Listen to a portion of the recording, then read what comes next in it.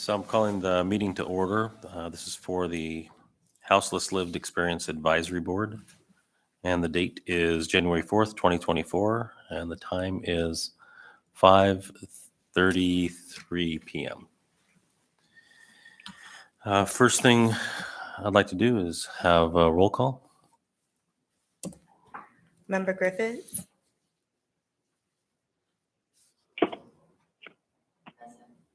Present. Member Platt? Here, thank you. Chair Shanigan? Present. Member Short? Present. Member Trainer? Member Gorman? Present. Vice Chair Evans? Present. Chair, you have a quorum. Okay, thank you. The next item on the agenda, number 3, is approval of the agenda. I'd like to ask for a motion to amend the agenda. I'll make the I motion. second that. Sarah Short. Okay, we have a motion and a second. What I'd like to look at the agenda, I'd like to add a swearing in, and we'll do that right after the approval of the agenda. So I'd like to make that the new number 4 and everything and just adjust down. And so do I need to make a motion to have that, or we're just adding it in there now?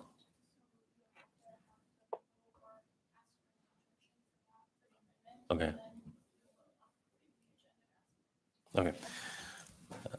So I'd like to add number 4 for swearing in for Sarah Short. And if there are no objections? No objections. No objections? Okay, we'll add that. One other thing I'd like to add is to new business. And the topic is autopsy for deaths of homeless. If there are no objections to that. No objection. And are there any other additions or changes that anybody wants to the agenda? Okay, seeing none.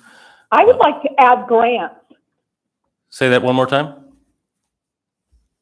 Grants. I would like to Oh, add a grants. discussion about grants. Okay. Any objections to that? No. Okay, so we'll have grants will be letter H. Any others? I would like to have a discussion about the lack of experience for the navigators to meet the needs of case managing the homeless.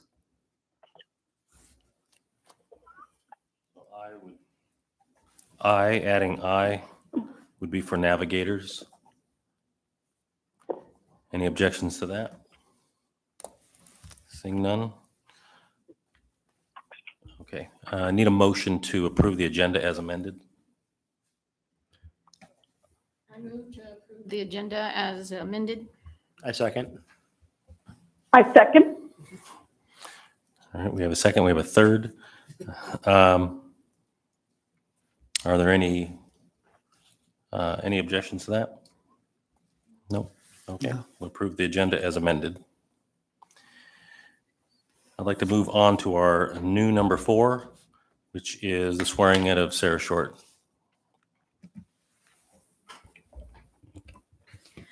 Sarah, I'll have you repeat after me.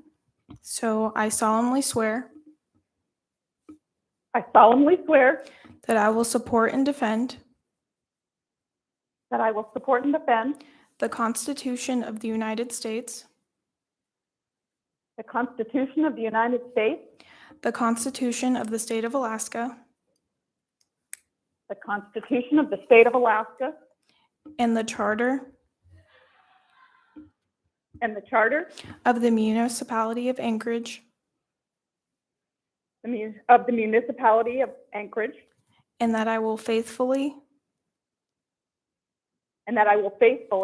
perform the duties of the Houseless Lived Experience Advisory Board Houseless Lived Experience Advisory Board to the best of my ability. to the best of my ability. Thank you. Okay, welcome aboard, Sarah. And just a reminder, there'll be a form you. that you'll need to fill out and get back to the staff here. They can email it to you, and you can print it and bring it back in, or somehow, if when we have the next meeting, you can bring it here, or they can have you fill out one here. But the sooner the better, before the next meeting would be great. Yep. Email, now that my email is corrected, would be the quickest way to get it to me, and I will hand deliver it to the office. Okay, that sounds good. Okay, I'm going to move on to the next item on the agenda. It's the minutes from the previous meeting. We'll take up this item at the next meeting, so those minutes aren't available for us right now, but we'll take up that agenda item. So that'll just be something that we carry over, and that'll be old business that we'll put on to the next meeting. And these will be the minutes from the previous meeting that we had in November. Our next one is item 6, the new item 6, which was 5 unfinished business. Did we have any business that we did not conclude at the last meeting? I do not believe we did. Nothing. Okay, so that one we'll move on. And item 7, this one here is new business. And we've had, so we have letters A through I, and we'll just kind of move through these. What I'd like to do, just for efficiency, is each one of these in itself can be probably a really long discussion. So what I'd like to do is kind of move through, maybe have some high level just conversation about it, and then and just kind of see where we're at and what we might need to do with that item. Further discussion, do we need to ask for resources or information? And just kind of see where we're at with them and get an overall assessment of it. Before that, I just wanted to ask, did we have any guests or anyone else online? Anything like that? Assemblymember Rivera is on the phone as well. Okay. Just wanted to make sure that we acknowledge Assemblyman Rivera. Okay. We'll go ahead and move on to item A. This one here is current shelter availability and usage. And maybe I'll let you kind of speak to that. If you just if there's people listening in, that we introduce our name each time when we're on the record. This is Randall Evans. I just brought it up as just my lack of knowledge of what the current numbers are for what is available, what is being used, how efficient are we being with it. And I honestly don't know the numbers, so I just wanted to have that conversation. Is there any further discussion from anyone on that? Any other comments?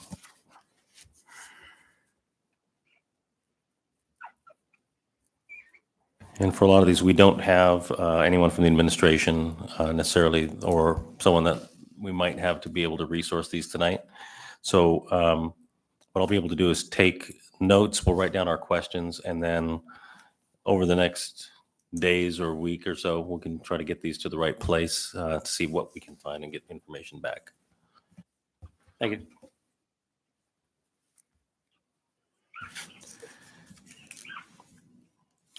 Okay, and we're going to move on to B, which is the long-term shelter plans. Randall, if you want to speak to that one as well. Yeah, I know the municipality has opened up some short-term shelters. I was wondering if there's any plans on the agenda to move people from short-term to long-term housing. If anybody has that information, I'd like to hear about it.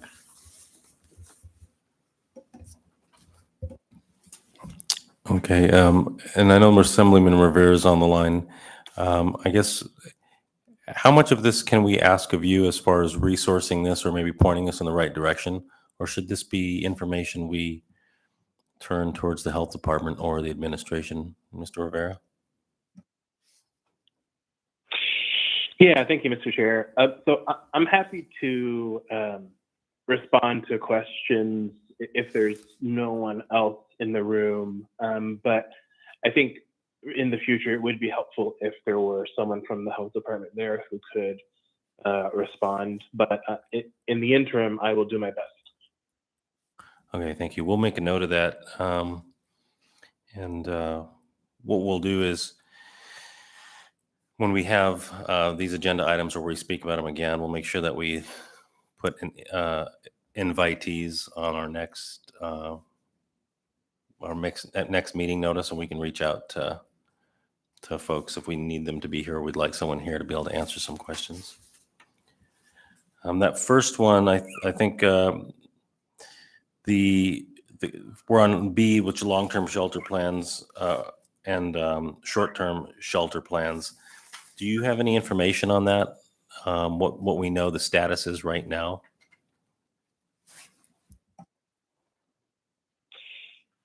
Sure, Mr. Chair. So in terms of the short-term shelter, those, I'm assuming you're speaking of the emergency cold weather shelter that stood up through April 30th. Currently with those, the only one that's being considered to possibly stand up for longer, possibly through this summer, would be the cold weather shelter, otherwise known as the former Solid Waste Services Administration building. There's some discussion about possibly extending the usage of that through the summer. That is it, though, in terms of anything that I've heard from the administration on short-term or long-term plans in terms of shelter itself. There has been discussions around housing that the administration and the Assembly are working on together. But shelter, I haven't heard anything from the administration. On the Assembly side, with regard to shelter, we're continuing our work on the clean slate strategy. And there has been no formal decision or recommendation on possible locations yet, but that should be forthcoming from the clean slate strategy, and that's it. Thank you. We'll probably just need to keep our eye on any agenda items at the Assembly meetings too, that maybe we can be in the audience when any of those things are discussed too. And if you, Assemblyman Rivera, if there are agenda items that you think would be relevant to this board, or maybe even staff here, if they're guided that way, if there was an email that we know to this group that we should be at an Assembly meeting to listen in to discussion on those, is that an appropriate request to ask of you, or how would we go about just wanting to be made aware if there's a topic that deals with any of these issues at an upcoming Assembly meeting? Yeah, thank you, Mr. Chair. I would say since this board is relatively new in its formation, I'm happy to, for the next couple of months, regularly inform the body if there's anything specific regarding housing and homelessness on our Assembly agendas. But I think it might behoove the board, perhaps in the future, to have someone, perhaps on a rotating basis, who regularly reviews the agenda and reports back to the full board. All right, thank you. Any further discussion from anyone on this issue? Okay, we're going to go into the letter C, which is current services available. Randall, you want to speak to that? Yeah, I was wondering if there's anywhere we can find a list of what current services are available to those that might be seeking them in the municipality. That is there a website or something that we can get that information from? That's a general question. Thank you. Ms. Terrence Shanigan, two places I think we can probably source that out and make sure that we try to get that out is one is the ACEH the Coalition to End Homelessness, and then the other would be the Health Department, since both of those, both entities are managing in different capacities, different kinds of programs and services, and handle different funding mechanisms and things that are out there as well. And so I'm just going to put that as a to-do, and I'll try to make sure that I get the contact and then that information, and perhaps we can actually speak to having someone from each of those organizations present come in, and we can have the questions posed to them ahead of time, and then they can kind of address those with us. I'd appreciate that. Thank you. Two names, you named two departments. I got the health department. And what was the other one? The Anchorage Coalition to End Homelessness. Thank Kate, Okay, thank you. go ahead, Sarah. I was just saying ACEH. Thank you.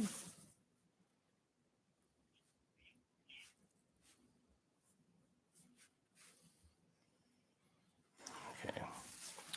All right, we'll go on to D, which is contact information of services for those seeking help. Randall? Yeah, I think that one generally goes back to C. It's probably in the same location. Okay.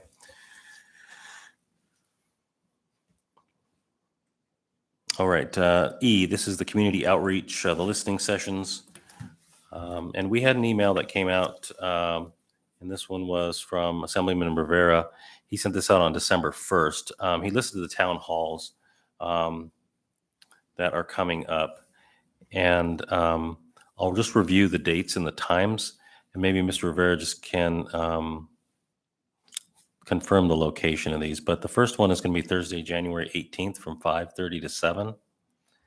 And the next one will be Saturday, the 20th from 1 to 2:30 p.m. The third one is going to be Monday, January 22nd from 5:30 to 7. And one of those will be virtual only. And okay, then it does say here that otherwise they're going to be at the Wilda Marston Theater, and they'll be streamed on Facebook. There are some weekly town halls, and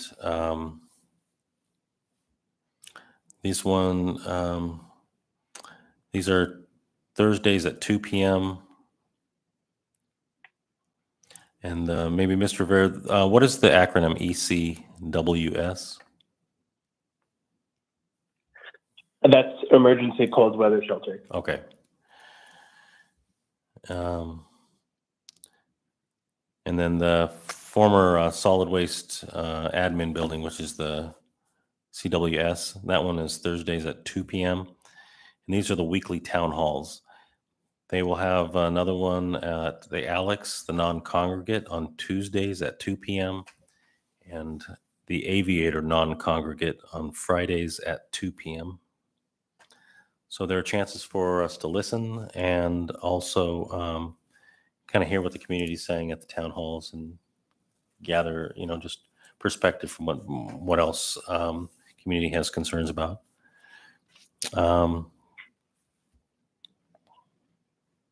And there's some other ideas. Mr. Chair, may I add something? Yes. Mm-hmm. Great. Thank you, Mr. Chair. So on the three town halls that you listed that are in the Wilda Marston or virtual, those haven't been finalized just yet. But I will let you know once I do have them finalized. And then on the 3 weekly town halls at the various locations, I did get an update on one of the times for the town halls. One of the Aviator was recently changed from Friday at 2 p.m. to Friday at 12 noon. The others are still at 2 p.m. And then if there's anyone from the board interested in going to those, I would ask that you please notify clerk staff, and they'll notify and they'll get in touch with me. The operator probably won't take kindly to folks that they will look at as strangers coming into the shelters to come to the town hall. So I'll just need to notify the operator that there are folks from the board who are going to be attending town hall. Okay, thank you. So the Aviator change from Fridays at 2, it's going to be changed to noon. And if we plan on attending those at the non-congregate shelters, those are going to be important for us to pre-notify the clerk staff and be perhaps CC Assemblyman Rivera, so he's aware. A point of information, Chair, Say that again, Ms. Short? can we clarify that the Friday meeting at noon, is that tomorrow or next week? These are the weekly town halls, and those are on Fridays. And I would assume that it's plural, so it's ongoing each Friday, but changed from 2 to 12. So Assemblyman Rivera, can you clarify if there's one this Friday? Yes, Mr. Chair. Yes, there is one this Friday, and yes, they are weekly. Okay, thank you. So Ms. Short, the meeting will be this Friday and each Friday, but I'm not sure amount of time. I would encourage that if you wanted to go to the one this Friday, send the email, make the phone call, but I would get confirmation that they've received the request so that they're aware before showing up. Yes, sir. Okay. Any other discussion on that item? Seeing none, we're going to move on to the 2024 expectation and goals for the board. And this one, Randall, I'll go ahead and let you speak to that, and then we can kind of open it up for discussion. Yeah, it's just a general, we're just convening, just getting together. I was hoping to hear from the rest of the board members about what they would like to see happen with this board, where we're going to go from here. So it's open to anybody.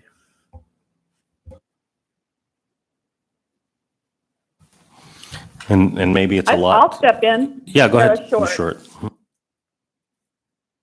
I would really like to see this board find some research or solid evidence that the Housing First model isn't just throwing money at them, but we are actually providing services to help long-term sustainability for these people. And I'm basing this off of the example of my daughter, who was homeless for several years and technically would still be homeless. But they did house her for 5 months. She was unable to maintain that housing because of her severe addiction problems and was henceforth evicted. So we put money into housing her, but we never put money into giving her support to maintain that housing.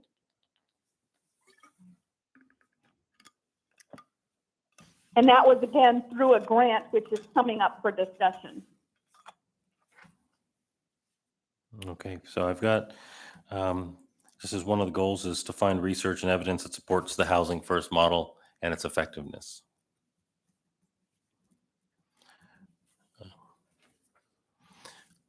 Also, I'd like as an objective is to help provide and identify through research, analysis, and data root causes to people being on the streets. And I think when you look at what I don't know how broad we want to go or how many things to take on, but look at root causes of what's putting them in that situation. And if we can identify that, if we can provide resources or share that with decision makers, whether it's at the health department, it's at ACEH, it's at the assembly level, it's in the mayor's office. I think as a goal, we're a resource. I'd like us to be that resource that's getting to the root cause. So it's kind of broad without getting too deep in it now. And that would be my one item. It's a perfect goal. It is a perfect goal.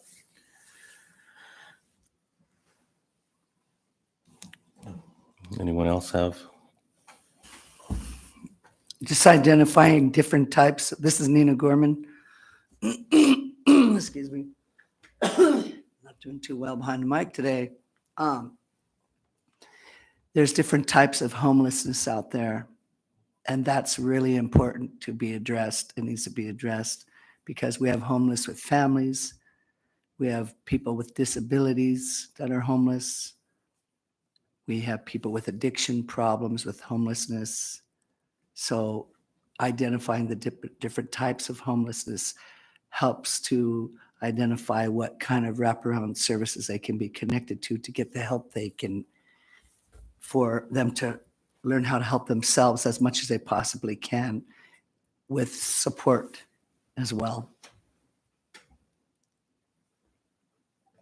Thank you. That's very good. Great idea. Also, like maybe a goal that if we are measuring the success of this board, one way we may look at our success, if we're a resource and we're helpful, would be, are we moving the needle? Are we seeing a reduction in people on the street? And I think that's going to require us to think differently too about what we do. Do we help to find solutions to the people on the street, which to me is the Band-Aid, or do we, is this board, we may do that, but do we focus on moving the needle because we're working on the root cause? We're going back to what's causing them to be in those situations, and can we figure out how to work with others providing services to move that? Because I think that our effort here is not just to help get people moved from a condition, one condition to the other. It's to prevent people from getting into the condition that's leading them to us saying, hey, you're unhoused, you're homeless, you're on the streets. So otherwise we're just going to have this continuous feeder. So moving the needle, I guess, in a general sense.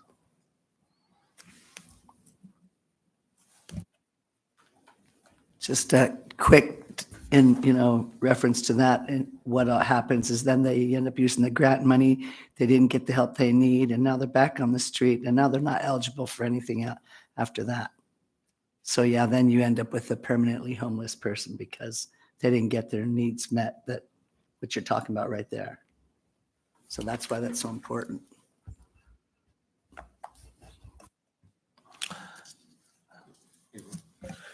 So one thing I want to look into is a major contributor to homelessness is cost of housing, and with Anchorage housing costs going up exponentially, we need to look at what programs might be available to reduce costs of housing for certain individuals, or just in general bring prices down. Different programs such as, I don't know, just off the top of my head, just like if you're building like a high-end luxury apartment building, maybe there's a requirement to also build a low-cost housing, like affordable housing for people, instead of just repeatedly saying, okay, you're approved to build these luxury apartment buildings, and then everybody just gets priced out. And that's, I'm not saying that's the whole reason of homelessness, but it is a major contributor. And so I'd like to look into different programs such as that. Thank you. I've kind of written that down as being a relied upon advisor or reviewer of policy and potential changes to statute or proposed municipal code proposals, those kinds of things. Yeah. Can I say something? Yes, go ahead. What I found with my daughter's case was that she paid nothing, and she was expected after a certain period of time to get a job, but nobody held her feet to the fire or walked her through employment resources or even checked on her. What ended up happening was, even though there was an affordable housing unit through a Widener property, she wasn't able to afford it because she wasn't able to maintain employability because of her substance abuse habits. And they cannot meet housing requirements while they're trying to meet their use needs, you know, those cravings. So I'm kind of wondering, and I also run, I have a couple of properties as rentals, long-term rentals. And what I find is that even if I open them up to low-income housing, they're not actually able to maintain, even if I drop the rental rate, because they don't have jobs and they can't stay clean. I have a home right now with 5 homeless people in it. None of them can get jobs because we have a problem with felons who have employability issues, and they have educational issues, and they do not have, as Nina was saying, I do believe, the different types of homelessness. They don't have the skills to get the job or even the skills to go find what they actually need. So I think who spoke first? They were talking about how they didn't have the numbers or the information. Randall was talking about how we didn't have people to meet the navigation needs. So somebody isn't trained to take these people with low education, possibly criminal backgrounds, and unemployment challenges. We really need to bring some sort of the navigation center into this to help us weed out the people we can help the quickest, and then sort the root cause analysis so that we can address what Nina Gorman was talking about by identifying the different types of homelessness. I've walked about 200 camps, and not once have I ever met anybody who hasn't told me, yeah, I'm using meth. Yeah, I'm using fentanyl. Yeah, I've got heroin. I can't wait for the next blue pill. Do you have any, do you have any stuff to bring me back if I die? So that's concerning. And I think we need to talk openly about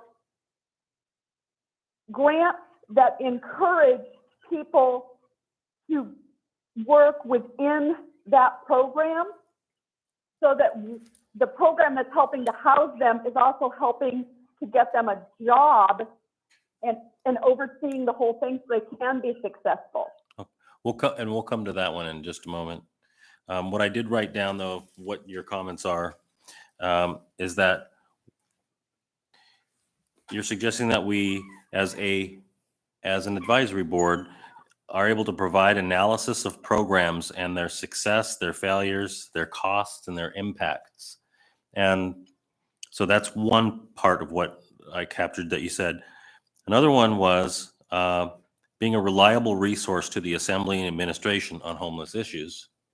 And one other one, which I think I've heard it a couple times tonight, is proposing solutions to the administration, Assembly, ACEH on things that we think could work based on the experience that this collective body is bringing to the table and leveraging.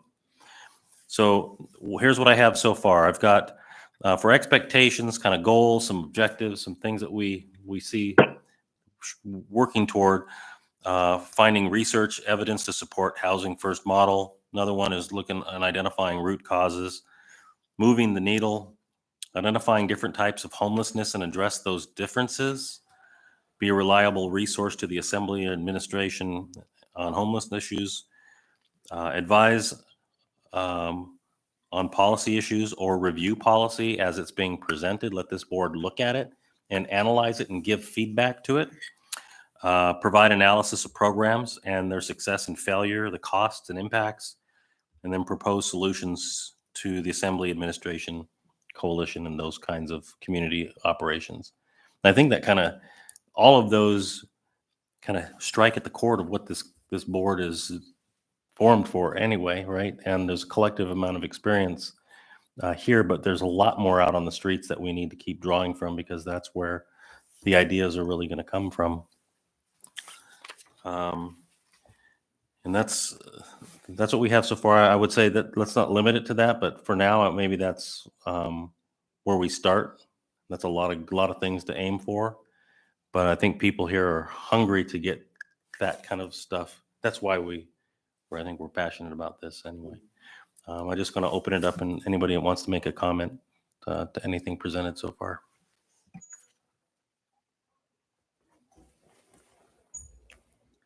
So thank you, Sarah, for recognizing that what I said is important, that are navigators out there. You know, when you just snag anybody and give them a job, you know, you can give somebody a fish, you feed them for a day, teach them how to fish. They'll fish for a lifetime. And that should be the goal, you know, as we navigators learn how to assess people, and they're trained to assess people when they come in, to figure out what the next move is for them in connecting them with those wraparound services. The other thing is there is also different types of housing. Some people like to live alone. Other people live better in a group home. And then the third thing, last thing I want to say, because I don't want it, like you said, you know, we do have quite a bit already, is working with landlords. You know, many landlords are disgusted and busted by the money they've had to put out in trying to clean up places that we used for meth labs and whatnot. It's cost them a lot of money, so a lot of them shy away. But if they know that the clients or future potential residents would have the support, they're in place for their addiction and whatnot, whatever problems they're having, they're more likely, if they know they've got a support system, so it's not just them, the landlord, but they know it's the landlord and there's a support system for the people that they're choosing to take in that will continue to work with the resident, they're more likely to open up a rental unit for them. That's been my experience in working with the homeless. I think you hit the nail on the head, Nina.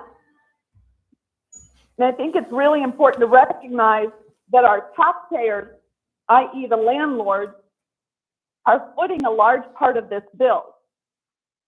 And we keep buying hotels and putting them in large groups when some of these, like particularly women from the Awake shelter that are working and have been working to get clean or get out of an abusive situation, if we can get those into housing and teach them with support how to have better lives, it's a win-win for the community. And we could possibly do that by supplementing payments to the landlord and giving them some sort of guarantee against, and I don't know if this is doable, Terrence, maybe we should look into it, an overall umbrella for damage insurance or renter's insurance that is supplemented by the city, that would encourage these landlords to take this on. That's a good idea. I'm going to mark that. As a landlord myself, I cannot afford if my house gets damaged, gets burnt down, And I've put that and then down. I lose rental income. I put that down as a topic.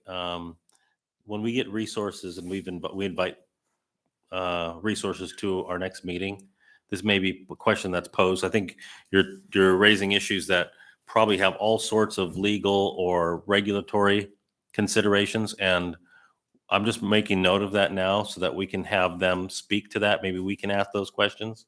But is there anyone else that has, but I appreciate your comments. Is there anyone else that has any other comments? Okay. I'm going to move on to G, which was autopsy deaths. I had asked for this to be added to the agenda.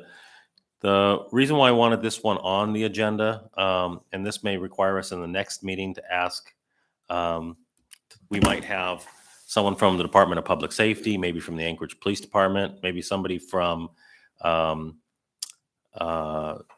the Health Department, and it may even include somebody from the Medical Examiner's Office. There's technical stuff that we want to know, but there's also investigative pieces, and then just general welfare.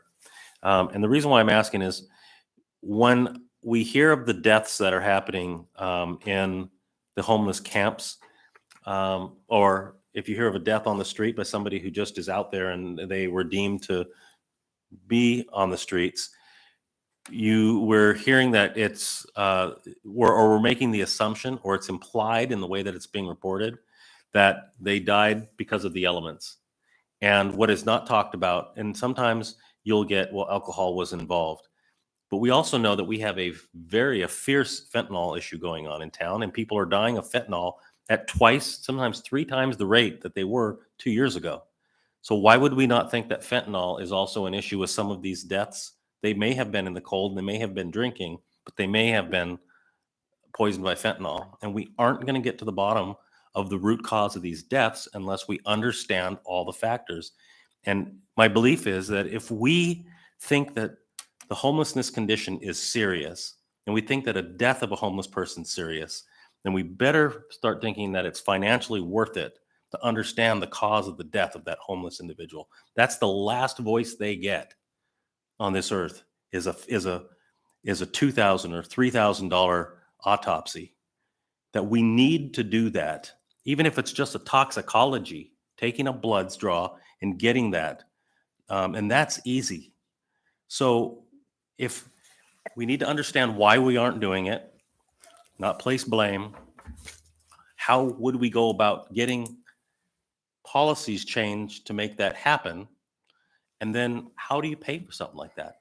So this is the forum at this time to do it, but it's really important to me that we continue to address this issue, because with 50 people that died on the streets or more in 2023, we know very little about the actual condition that killed them. It may not have been cold. It may have been, but we don't know, and we're making an assumption, and I don't want to see any political body pointing at the other, blaming them because we didn't have a shelter. The person could have died from fentanyl, and Right. the shelter wouldn't have helped them. So I don't want us to get caught in that. I just want us to get caught in answers and identifying the truth out there. And it may help us to understand the sheltering. Terrence, the numbers actually in 2021 spiked 74% in 1 year, spiking by 150% the following. Mhm. 150%. That's in 2021 and 22, 502 Alaskans died of opiate overdose. And those are the ones that were tested and examined. We have not clarified that some of those have gone unexamined. Mhm. So that's all I wanted to say on that particular one. I just see us having a lot. Either we're going to have to start having work groups and little working sessions, or our meetings will have to go a little longer, or we may have to ask for a special meeting here or there and figure out how that process might work for us to get answers. So I think we're behind the 8 ball. We got a lot of work to do. And I know we want to be a good resource to our assembly and to administration. And to do that, we've got to get information on the table and start also looking and soliciting from them. What do they want us to seek out? Are there questions and things that they aren't getting or don't have the answers to? And can we do that? So the last part here is the grants. I wrote that down, Sarah. We'll bring in people in our next meeting that can address that funding piece. And I think that's going to filter into that regulatory piece. Any more comments before I do have which is navigation. I do have a comment. This Mhm. is Robin Platt. I am also part of the Anchorage Memorial Park Cemetery Advisory Board Commission, and we're having a meeting next week. And I can talk about some of these items there and see, because there are funeral home directors in the meetings as well. I can kind of talk about it and see what they have to say or what they would suggest if you all think that would be helpful. Yeah, I think that cross-pollinating can be helpful. Okay, I'll do that. As they're able, as you guys are able and willing to do that. And So yeah. I can let them know that I'm interested in results or causes of death. Is that the question? If they have that's publicly available That's information, that's publicly nothing available. that's gonna, Right. but I think that for us, as we go through, we're not sure what we're doing with it yet. You're right. But I think understand. us understanding it and being the conduit for these conversations is where we'll be most effective. And it may be something that if we look like, if we have the desire to do something, if it's a, how far can we go as a board in terms of work group, that kind of thing. We'll have to look at that. I'll have to talk to the clerk's office, see where we can do things, where we can't, like what our boundaries are. 'Cause Okay. I'm unclear of all of that. Absolutely understand. So maybe I can ask about those things in a Mhm. general way, and then also just ask the directors and the other folks who actually deal with the people that have passed away. What's your process? How do you do it? Can you explain to me in a nutshell so I can bring it back? Okay, yeah, that's good. All right, I'm going to move on to number 7. Any member comments? Anything? I just want to keep this short. If you had 30 to 60 seconds, you wanted to make any comments before we continue on down the agenda? Terrence, I think we should bring in Karen Malcolm Smith and have her, because she's very in tune and in touch with the deaths by fentanyl in Alaska, and I think that she would be a great resource. Okay, got the name down. I'll reach out to you to get more information on that. But yeah, Okay. Ms. Griffiths, you had a comment you were going to make? What's the name, Robin, of the board that you serve on? It is the Anchorage Memorial Park Cemetery Advisory Commission. Oh, that's the long one. Yeah, I could repeat that if you need me to. Okay. It's basically for the cemetery downtown and others around too, but it's at the downtown place. Okay, thank you. And anybody is welcome if they would like to come and sit in on those meetings. I believe we can just let the person know, and you're welcome to come. All right. We're going to move on down to audience participation. Do we have anyone in the audience? Even open this up to Mr. Rivera. Any final comments?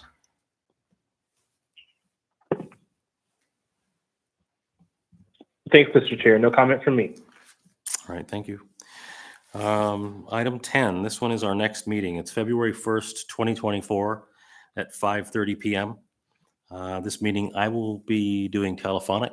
And if anybody else is going to do it telephonic, we just need to make sure that we let the staff know and the clerk's office that we will be telephonic. And in this case, Randall, you may probably be holding the gavel and I'll just be in attendance from a distance. Make sure we have a quorum. And number 10, just need a motion to adjourn. I move. I second that. All right. So this meeting is concluded. We have motion and second. Any objections to adjourn? None. All right. So we're adjourned at 6:20 p.m. Thank you.